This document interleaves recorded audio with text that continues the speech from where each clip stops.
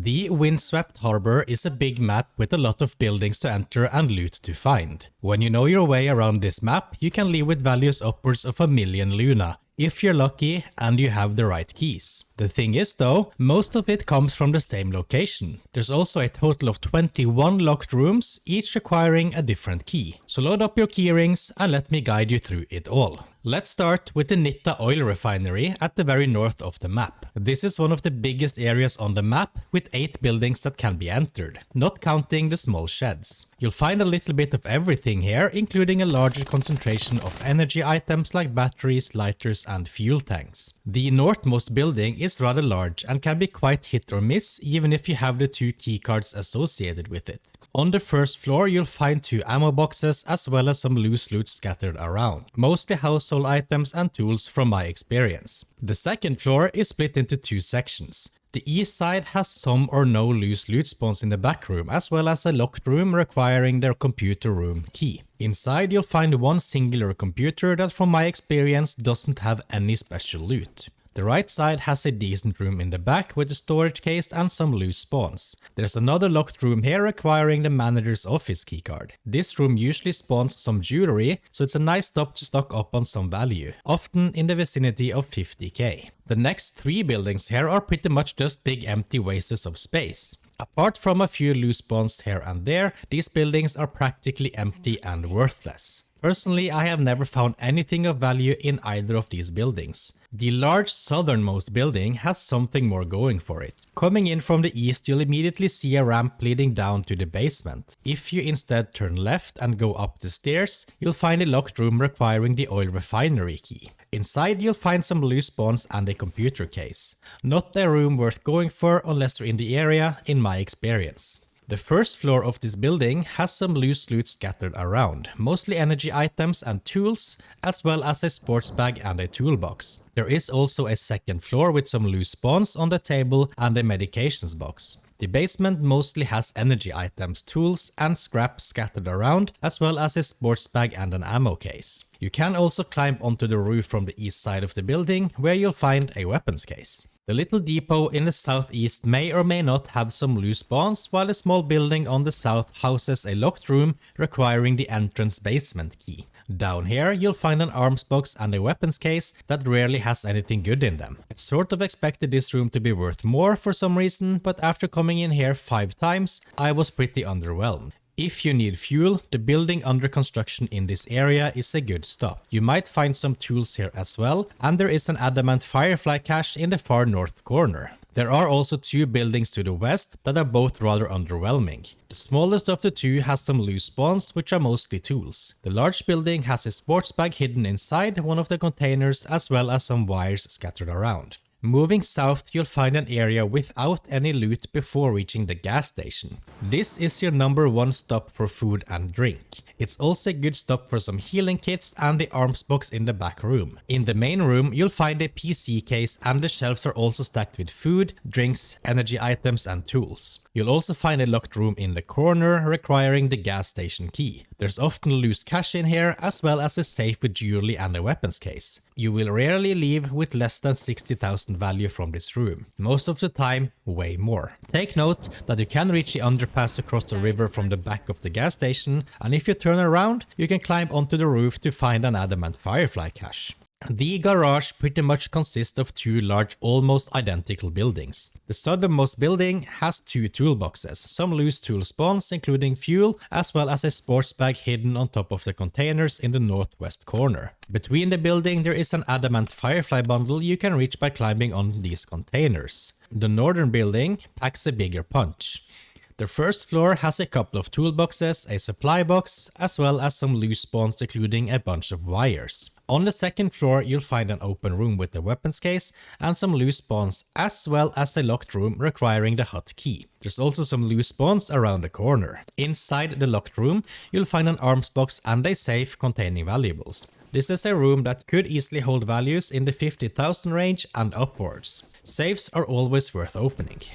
Welcome to the Waterfront Depot, or as I like to call it, the scrapyard. I call it that because each one of these warehouses holds a random amount of scrap. I find that the spawns range from 2 to 15 scrap per building. On a good run, you can get away from here with almost 2 full stacks of scrap. Each warehouse also has a small room in the back, but I always skip these as just 1 or 2 of them actually have a tiny amount of loot in them. Except for the warehouse to the southwest, which has a locked room requiring the Waterfront Depot key. Inside, you'll find 2 sports bags, a toolbox, and a computer case. It's a pretty hit or miss room. The Violet Hospital is the main attraction of the Windswept Harbor. With its 10 locked rooms, including Yuki Reen's room, you can leave the hospital with values upwards of 1,000,000 Luna on a good run, if you have all the necessary keys. The northern building, called Building 1, is the biggest of the 3. It has several rooms on all floors which all have a little bit of loot in them, including some jackets which are always worth checking for keys. There is also a dead firefly on the second floor for more keys. There are locked rooms on all floors here. The first floor has 2 of them requiring the Building 1 101 key and the Building 1 106 key. Inside both rooms you'll find a portable fitness bag and a suitcase.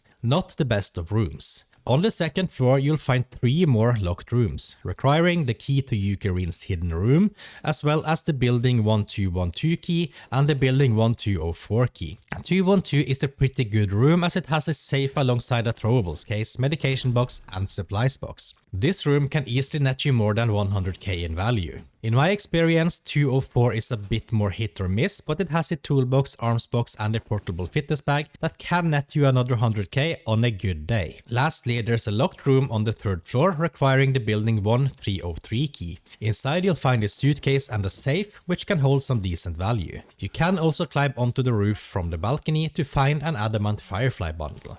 Now, Yuki Reen's hidden room on the second floor is so special that it deserves its own paragraph. These are pretty much the best rooms in the game, and I say these because there's another one on the Ark Company map. You get the key by collecting all 4 of Yuki Reen's letters and then crafting it through the intelligence module in your hideout. Alternatively, you can buy it from the black market at a rather steep price. Inside you'll find good weapons with decent value and a bunch of other high value items. These rooms rarely have value below 250k, making them quite sought after. The southwest building, called Building 2, has 2 floors and several rooms to go through. There's a little bit of loot in every room and you seem to mostly find electronics and tools in this building. There is a locked room on the first floor which requires the Building 2 107 key. This is a pretty average room with a grenade box and 2 suitcases. There are another 2 locked rooms on the second floor, requiring the Building 2 201 key and the Building 2 207 key. These keys haven't dropped for me yet, and I can't find them on the black market either, so I won't be able to tell you what's inside. I do expect it to be much the same as the rest of the locked hospital rooms though. The southeast building, called Building 3, has 4 computer cases on the first floor filled with electronics as well as some loose spawns at times. There is also a locked room here, requiring the Building 3 electrical room key. This is another good room, often worth in the vicinity of 100k. There's a safe inside as well as some loose valuables. On the second floor you'll find another computer case and a sports bag. The container yard is a bit of a maze with a bunch of loot scattered around. One thing to note is that it has one of the highest concentrations of adamant firefly bundles in the game. Starting out with the big building to the east, we don't find much. There's 2 toolboxes in here as well as some loose spawns on these crates. Mostly fuels from my experience. The worker shacks along the walls mostly have tools, building materials like screws and some household items. They're spread out in these 6 containers that can all be entered. The top left container is locked and requires the shed key to be entered. This is perhaps the most underwhelming locked room in the entire game. Look through the windows and most of the time you'll see that there's only some electronic components or other poop inside. The container yard itself doesn't have much apart from the aforementioned adamant firefly bundles. They are hidden in most of these round concrete things, and you'll find them in the south corner and east corner as well. Outside of this, there's various loot containers and loose loot hidden inside and on top of the containers. You'll find a bit of fuel, energy items and some tools here. Rather basic stuff. The Charred Depot is a worthwhile stop on your journey through the Windswept Harbor. It has a few loose loot weapon parts as well as a weapons case, an arms box and 2 ammo boxes on the second floor. This makes it a great place to get some potential unlockables for your trading center. The first floor is rather empty except for this one room that often has food and healing items. There is also a locked room here, requiring the workplace key to be opened. It's a room that could hold a lot of value with its grenade box, arms box, weapons case and loose cash inside. The sunset docks aren't as exciting as they look. These two large buildings can't be entered at the moment. I do however expect them to be placeholders for usable buildings in the future. You can get onto the roof of the eastern building to find an arms box and an ammo box. The main attraction on the sunset docks is the Fisheries Institute building. There's a decent amount of loot inside, including a portable fitness bag and some loose bonds on the first floor. There's also a locked room on the first floor requiring the Fisheries Institute 1F key. It's a hit or miss room with some loot on the table and a grenade box in the back. The second floor has a room with a medicine case and a jacket where you might find yourself a key, as well as a small room with some loose spawns. There is another locked room up here requiring the Fisheries Institute 2F key, and this is a good room. You can actually get into this room without the key by jumping from the boat outside, but they made it so that you can't pick up any loot if the door is still locked. This is a good room though, as there's some loose money, 2 jackets for keys and a safe. This room could easily be a 200k value room on a good day. The Windswept Harbor can be summarized pretty easily. Most areas and locked rooms are pretty hit or miss. They may or may not hold good value. The greatest value on this map comes from the Violet Hospital and especially its locked rooms, with Yuki Reen's room being the absolute best. If you have the key, you should always stop by there. If you haven't watched this video guiding you through the loot on Mount Akiyama yet, I suggest you do so right now. Thanks for watching, and I'll see you in the next one.